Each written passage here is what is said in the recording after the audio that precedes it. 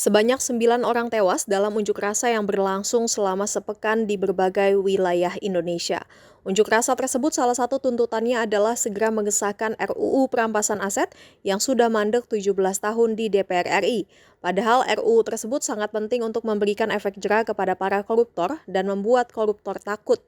Setelah unjuk rasa berdarah tersebut, Presiden RI Prabowo Subianto pun melakukan rapat mendadak dengan pimpinan DPR RI serta seluruh pimpinan partai politik.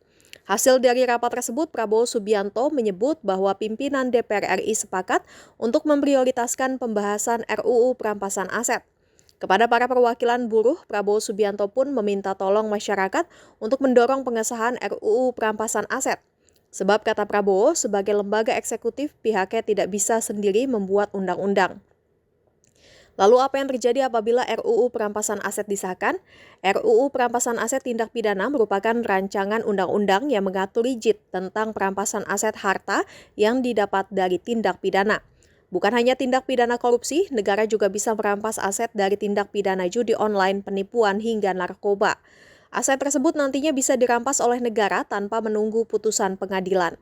Seperti dimuat dalam naskah akademik RUU Perampasan Aset yang dibuat tahun 2012, dijelaskan bahwa penyidik bisa merampas aset tersangka atau terdakwa sekalipun sudah meninggal dunia, melarikan diri, sakit permanen atau tidak diketahui keberadaannya.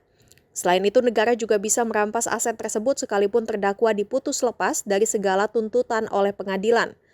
Pun aset yang perkara pidananya tidak dapat disidangkan juga bisa dirampas oleh negara. Adapun pemilik aset hanya bisa mendapatkan asetnya kembali apabila bisa membuktikan bahwa harta yang didapat tidak berkaitan dengan tindak pidana yang dilakukan. Sehingga tentunya hal ini akan memudahkan negara untuk melakukan pengembalian kerugian yang diakibatkan dari korupsi atau tindak kejahatan lain sekalipun tersangka atau terdakwa melarikan diri alias buron. Diketahui kasus koruptor yang tidak diketahui keberadaannya atau buron kerap terjadi di Indonesia.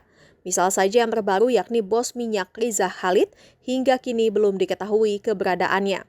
Padahal Riza Khalid merupakan salah satu tersangka korupsi Pertamina yang diduga telah merugikan negara ratusan triliun rupiah. Selain itu juga ada Paulus Thanos dalam korupsi IKTP, Harun Masiku dalam kasus suap KPU RI, dan Kirana Kotama yang ditetapkan sebagai tersangka tindak pidana korupsi pemberian hadiah terkait penunjukan Ashanti Sales sebagai agen eksklusif PT PAL Indonesia Persero dalam pengadaan kapal SSV untuk pemerintah Filipina pada 2014. Jangan lupa subscribe ya!